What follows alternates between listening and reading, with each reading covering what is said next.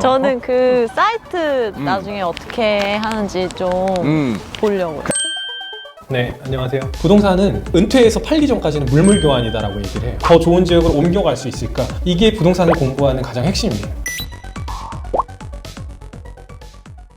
이 부동산의 정보가 최근 몇 년 사이 폭발적으로 좀 정리가 됐어요. 정리의 출발점이 실거래가를 신고하면서부터거든요. 2006년도에. 근데 이제 실거래가가 신고가 되긴 했지만 이 단지가 어떻게 실거래가가 신고가 돼서 지금 어떤 흐름을 보여주고 있는지 시계열적으로 차트라든가 거래량이라든가 공통적으로 볼 수 있는 시스템은 없었어요. 그래서 이제 정보는 많지만 이걸 어떻게 설명하지 않고도 화면만 보고 이거는 이런 거네 라고 해석할 수 있는 직관적인 게 필요하고, 화면을 보고 내가 행동을 해봤더니 이건 이렇게 흘러가는구나 라는 경험, 그거에 따른 어떤 성과적인 베이스, 이런 거를 이제 추구하는 게 저희 회사고요.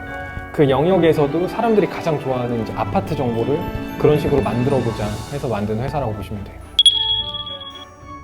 절대적으로 사람들은 좋아하는 부동산이 있고 특히 아파트를 좋아해요. 근데 그 좋아하는 게 많이 생산이 안 되면, 즉 사람들한테 공급이 많이 안 되면 상대적으로 사람들은 그거를 더 갖고 싶어 하고 그 가격이 오를 수밖에 없는 구조예요. 우리가 공급 물량이라고 표현하기도 하고 아파트가 입주한다고 해서 입주 물량이라고 표현하기도 해요. 지금 분양하는 아파트들이 있을 거고 실제 이 아파트가 지금 분양하는데 입주는 2, 3년 뒤에 합니다라고 모집 공고문에 쓰여 있어요. 이 통계치들, 이 정보들을 합산을 하면 향후에 한 2년, 3년 정도는 우리가 사는 동네에 얼마만큼의 아파트가 지어지는지를 집계를 할 수가 있어요. 그래서 그거를 가지고 향후에 공급이 좀 부족해질 수 있겠구나, 공급이 증가할 수 있겠구나, 이게 이제 판단이 돼요.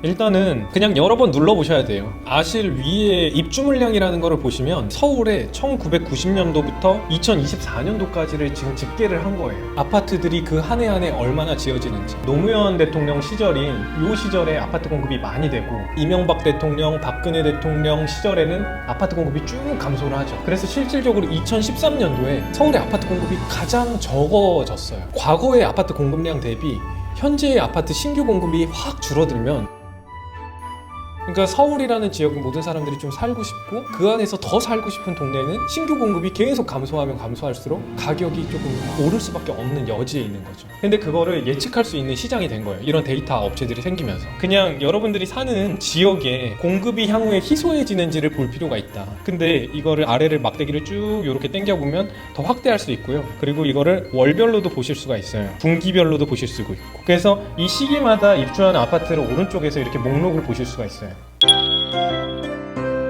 우리가 하나는 배웠어요. 공급이 굉장히 좀 부족해지니까 아무래도 좀 가격이 오를 여지가 있겠다를 첫 번째 배웠고, 두 번째는 아직 지금 그 아파트들이 지어진 게 아니잖아요. 지금 우리가 현재 살고 있을 때 우리한테 와닿는 공급량이라는 거는 매물량이에요. 매물량. 팔려는 사람의 매물이 몇 개나 나올 것인가. 사람들이 집값이 오를 것 같으니까 되도록 팔지 않고 내가 가지고 있으려고 하겠죠. 여러 가지 정부 규제 때문에 또 못 파는 상황에 온 사람들도 있어요. 그러면 집은 이렇게 많이 지어졌는데 이 집에서 나오는 매물이 적다면 가격이 오를까요, 안 오를까요? 오를 수 있는 거죠. 그거는 매매든 전세든 똑같습니다.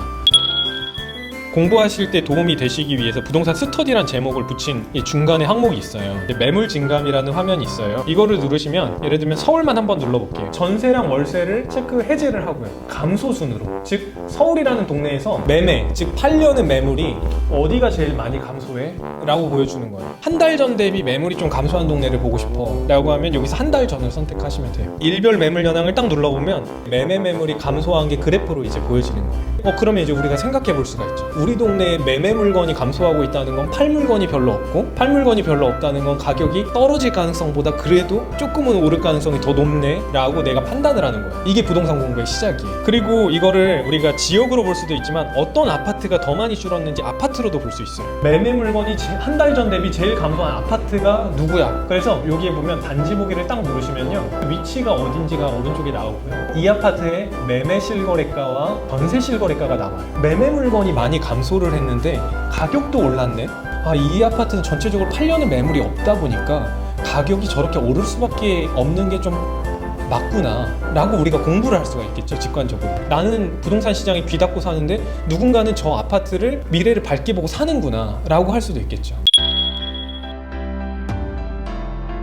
그러면 가장 큰 주제인, 과연 그러면은 요즘 사람들은, 나 말고 다른 사람들은 과연 어떤 아파트를 많이 살까 가격을 배워야 돼요. 사실 부동산이라는 속성은 내가 실거주 관점도 있지만 대한민국에서의 부동산의 속성은 자산 가치로서의 속성도 있어요. 내가 이 집을 샀을 때 과연 정말 자산 가치가 올라줄 위치인가? 이거에 대한 고민이 가장 많죠. 서울이라는 지역에 내가 알고 있는 지역과 비슷한 가격대의 다른 동네가 어떻게 움직이고 있는지 서로 상대 비교하는 게 되게 중요해요. 제가 주변 동료들한테 말을 할 때 어떻게 말을 하냐면 부동산은 내가 은퇴해서 팔기 전까지는 물물교환이다라고 얘기를 해요. 가격이 낮은 지역에서부터 시작해서 이 지역의 가격이 올라서 이 오른 가격으로 좀 더 좋은 지역으로 옮겨가고 결국에는 내 손에 쥐어지는 자산은 아니에요. 어떻게 하면은 가격 흐름을 잘 봐서 내가 더 원하는 지역으로 옮겨갈까? 지금 내가 이 지역을 사는 시점이 다른 지역 대비 더 상승해줄 상대 비교했을 때 저쪽은 가만히 있는데 가격이 이쪽은 좀 더 올라줘서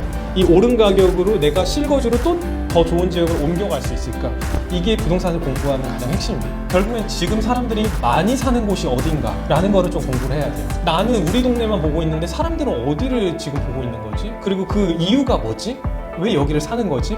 그래서 많이 산 아파트라는 항목이 있어요. 실거래가 기준으로 사람들이 지금 계약을 한 집이에요. 서울이라는 동네에서 사람들이 뭘 많이 샀는지가 순위가 집계가 돼요. 예를 들면 하나씩 눌러보는 거죠. 하나씩 눌러봤을 때 이 가격을 보고 이거는 내가 도달할 수 있는 가격이 아니야 라고 하면은 그 다음 거 누르시면 돼요. 이 아래 막대기를 좀 더 당겨 보시면요, 이 파란색이 매매 거래량이에요.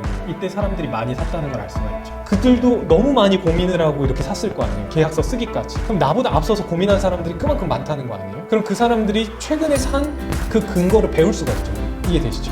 많이 산 아파트를 본다는 거는 지금 현재 부동산 시장이 어떤 트렌드로 사람들이 사고 있구나를 판단을 할 수 있는 근거가 되는 거예요. 그러니까 이런 부동산 공부랑 상관없이 나는 실거주를 위해 여기 아니면 여기를 살아야 되는데 둘 중에 지금 뭐가 대안적으로 나을까요? 라고 판단을 할 수가 있잖아요.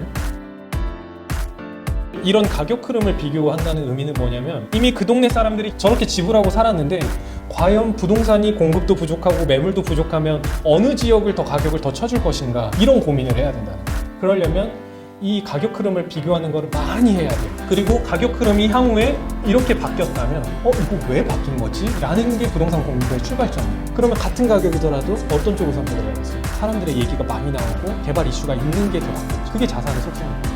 끝.